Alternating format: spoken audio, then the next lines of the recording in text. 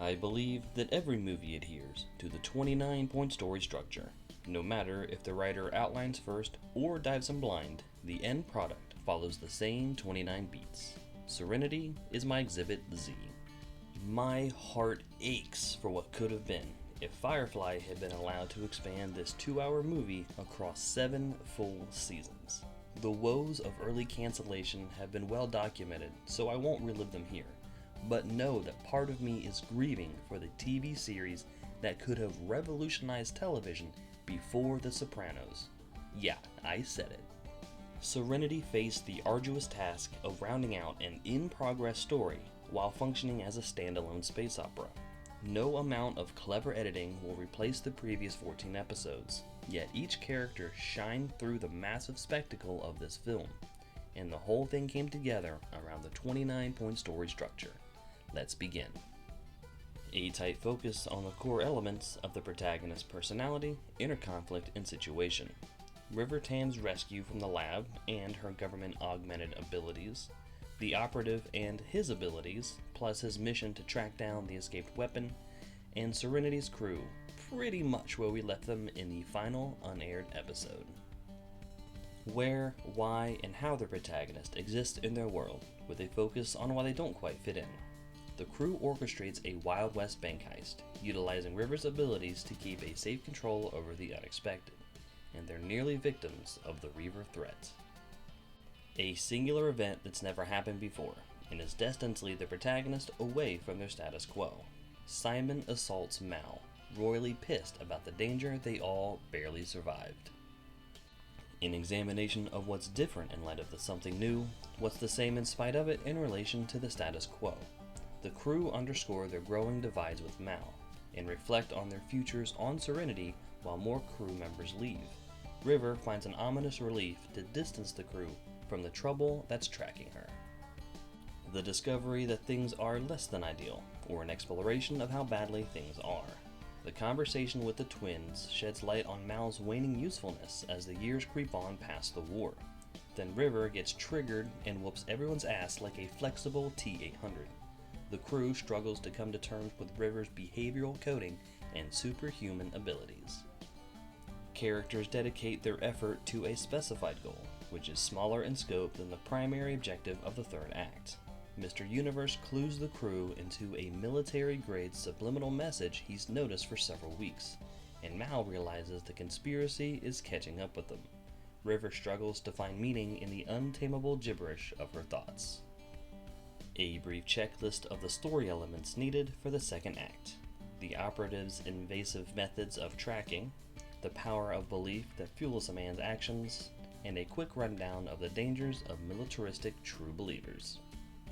The singular event that launches the protagonist into the wild jungle of the second act, also called an oh shit moment.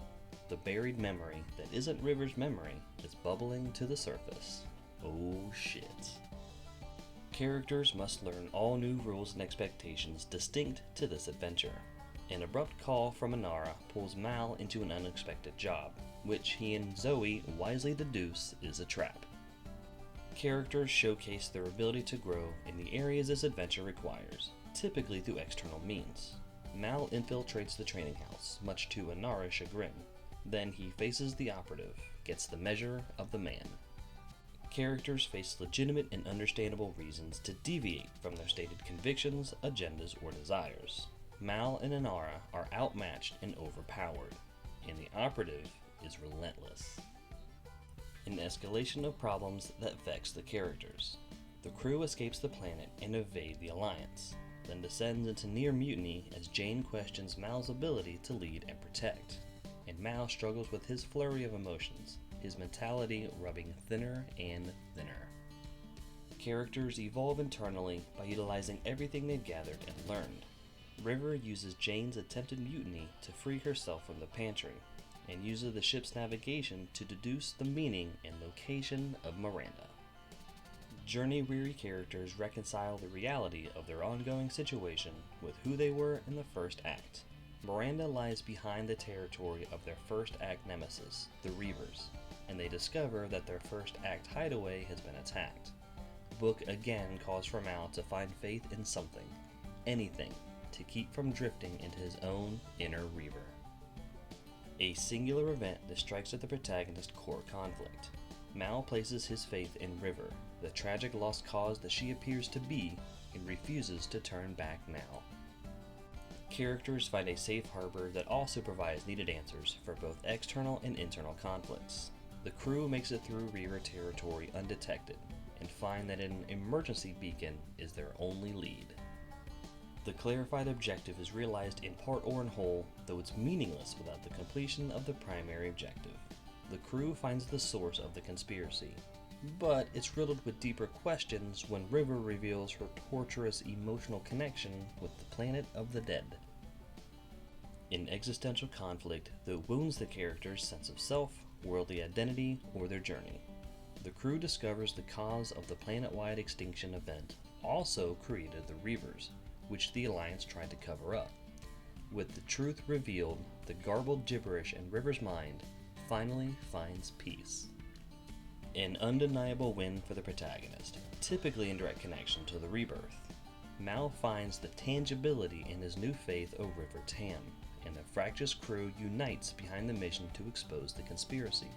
Then they lead the Reaver army into the face of the Alliance. A grand loss directly connected to the character's newfound inability to quit the journey. Serenity lands hard, and she's torn apart on the ground. Then Wash becomes one of the most unexpected deaths in cinema history.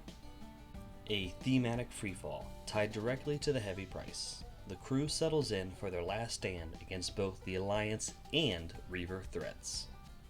A singular event that robs the protagonist of seemingly any chance of success.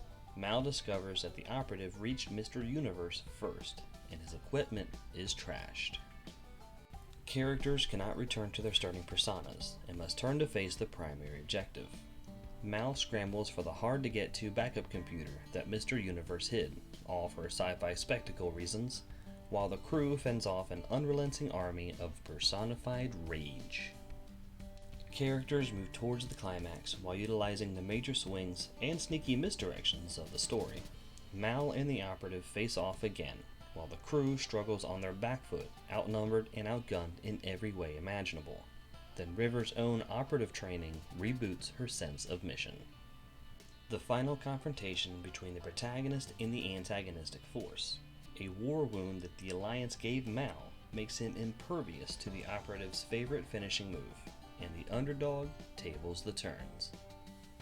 The singular event where the protagonist finally confronts their place in the status quo. Captain Malcolm Reynolds of the Independent Resistance finally wins against the mighty Alliance. The direct aftermath of the climax. The operative, a true believer, beholds the evils of the regime he fought for, and calls off the manhunt for River at the last possible moment, to save his men's lives, to be quite honest. The consequences of the climax in relation to other characters and the status quo. The crew patch up Serenity, and the operative reveals a sliver of the consequences felt by the Alliance. A tight focus on the protagonist contrasted from the opening. Mal and his lucky albatross River look to the uncertain future.